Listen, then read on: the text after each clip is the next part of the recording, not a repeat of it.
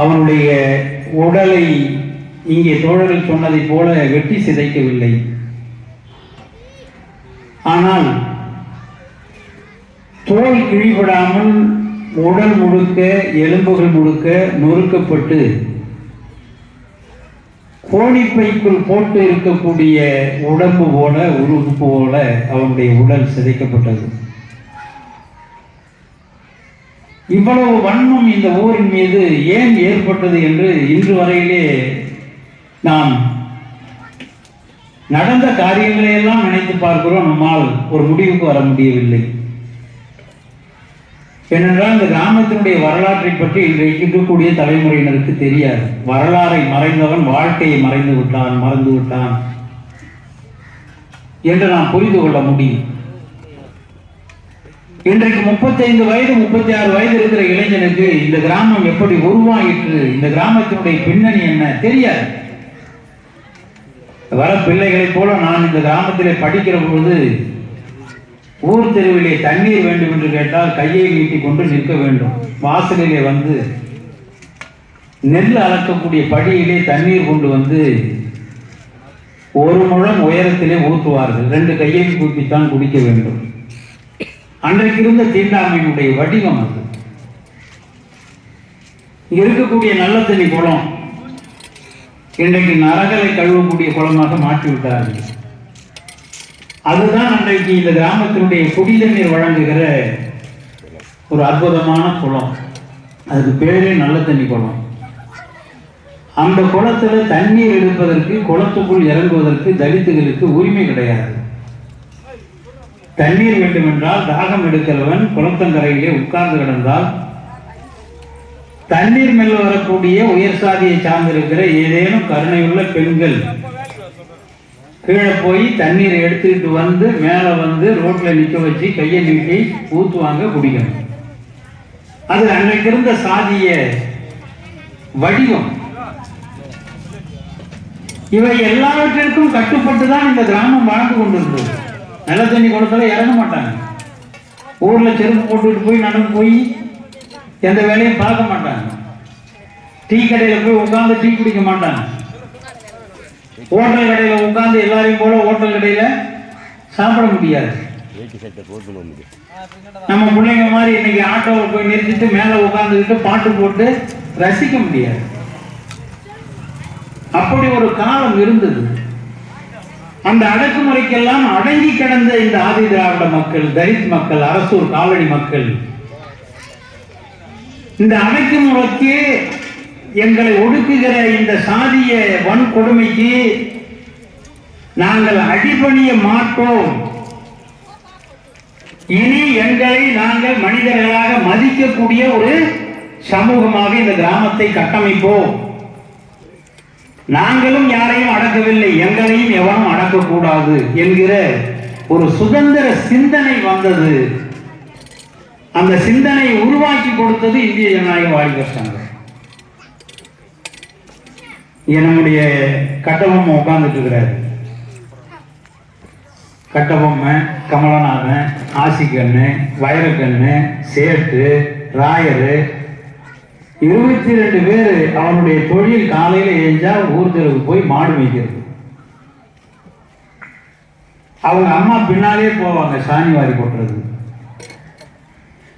இவர்கள் கம்யூனிஸ்ட் இயக்கம் இங்கே வந்த பின்னால் இவர்கள் எல்லாம் கம்யூனிஸ்ட் கட்சியில சேரணும்னு விரும்புகிற பொழுது கம்யூனிஸ்ட் கட்சி அமைப்பு சட்டம் 15 வயசுக்குள்ள இருக்கிறீங்கப்பா, உங்களை எல்லாம் கட்சி உறுப்பினராக சேர்க்க முடியாது, இல்ல நாங்க இந்திய ஜனநாயக வாலிபர் சங்கத்துல சேருவோம், அதுக்கும் கூட இன்னும் 2 வருஷம் போகட்டும்.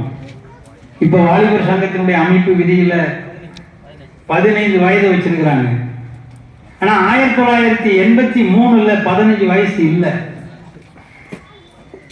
18 வயசு ஆகணும்ட்டாங்க.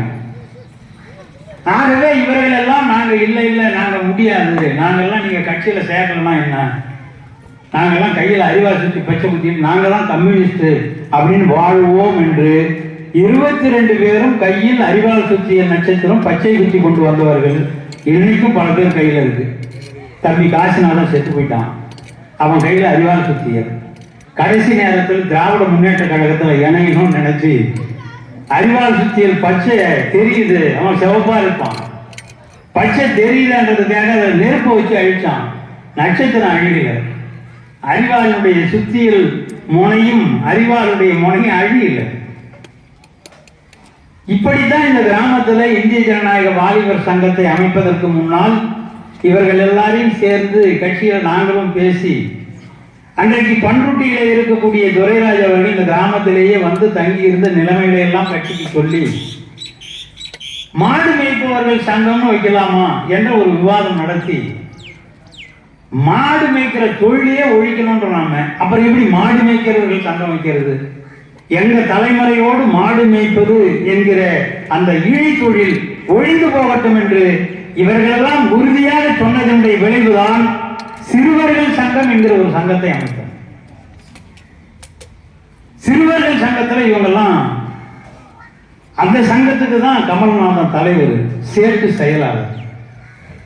இந்த சிறுவர்கள் சங்கத்தினுடைய வளர்ச்சி தான் அவர்கள் 18 வயது கடந்த பின்னால் இந்திய ஜனநாயக வாலிபர் சங்கத்தில் அவர்கள் அத்தனை பேரும் தங்களை இணைத்துக் கொண்டு இந்திய ஜனநாயக வாலிபர் சங்கத்தினுடைய அமைப்பாக இங்கே செயல்பட்டுச்சு.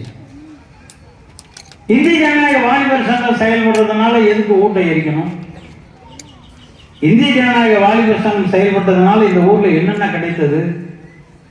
இன்றைக்கும் ஒரு விளக்கு சர்வீஸ், 186 வீடுகளுக்கு ஒரு விளக்கு சர்வீஸ், ₹1 கூட காசு இல்லாமல் தென்னார்காடு மாவட்ட வரலாற்றிலேயே ₹1 கூட காசு இல்லாமல் 186 சர்வீஸ் ஒரு தலித் கிராமத்திற்கு பெற்றுக் கொடுத்து இருக்கிற இயக்கம் என்று சொன்னால் அது இந்திய ஜனநாயக வாலிபர் சங்கம் தான். இன்றைக்கு இந்த கிராமத்திலே நாம் கவலைப்படக்கூடிய போதை வஸ்துக்கள் எல்லாம் இங்கே நடமாடுகிறது என்று சொல்லுகிறார்கள். ஒரு காலத்தில் நாமெல்லாம் நினைச்சு பார்க்காத,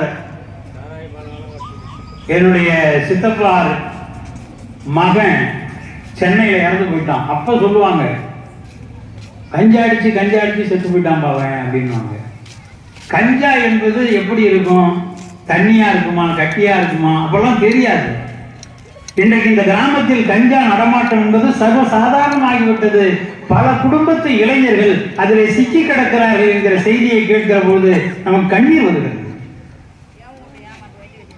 ஆனால் அன்றைக்கு இந்திய ஜனநாயக வாலிபர் சங்கம் இந்த கிராமத்தை சுற்றி, இங்க மட்டும் இல்ல, நல்ல நினைவு இருக்கு, பக்கிரி கையில தடியோட நூற்றுக்கணக்கான இளைஞர்கள் சுற்று வட்டாரம் முழுவதிலேயும் சாராய பானை ஊரல் போட்டு விற்கக்கூடிய இடங்களுக்கு சென்று அவை எல்லாவற்றையும் அடித்து நொறுக்கி அரசூர் பகுதியில் கள்ளச்சாராயம் இல்லை என்கிற சரித்திரத்தை படைத்தது இந்திய ஜனநாயக வாலிபர் சங்கம். அந்த சங்கத்தினுடைய துடிப்பு என்பது கொஞ்சம் குறைஞ்சிருக்கிறதுனால கஞ்சா என்பது விளைஞ்சிருக்கு. இந்திய ஜனநாயக வாலிபர் சங்கத்தில் சேர்ந்த அந்த சிறுவர்களுக்கு இனி மாடு மேய்க்க போக வேண்டாம். ஏன் மாடு மேய்க்க போற? எழுத படிக்க தெரியாது, பள்ளிக்கூடத்துக்கு போனவங்க இல்லை.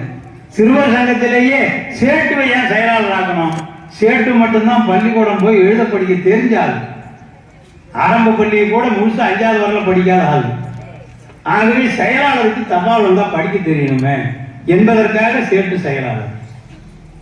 இவர்களுக்கெல்லாம் எழுத படிக்க கற்றுக் கொடுப்பதற்கு அன்றைக்கு அரசு அறிவித்திருந்த முதியோர் கல்வியை பயன்படுத்தி அவர்களுக்கெல்லாம் இரவு பாடசாலை நடத்தி படிக்க கற்றுக் கொடுத்தது நம்முடைய வீராசாமி. அவர் தான் அன்றைக்கு அனிமேட்டர், ஊக்குனர்.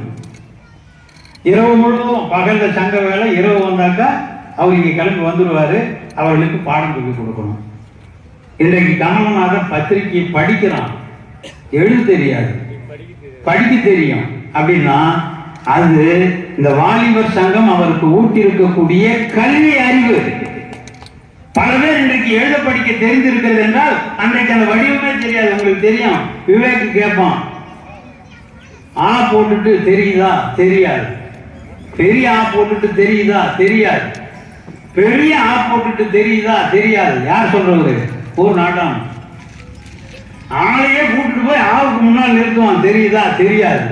இவ்வளவு பெரிய எழுத்தா உனக்கு தெரியல? ஆமா தெரியாது. ஏன்?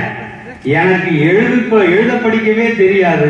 நீ ஆ போட்டாலும் தெரியாது, ஈ போட்டாலும் தெரியாதுன்னுமா. அப்படித்தான் இந்த கிராமத்தில் எழுத படிக்க தெரியாதவர்கள் அவருடைய அறியாமையை பயன்படுத்தி இந்த கிராமத்தினுடைய ஆதி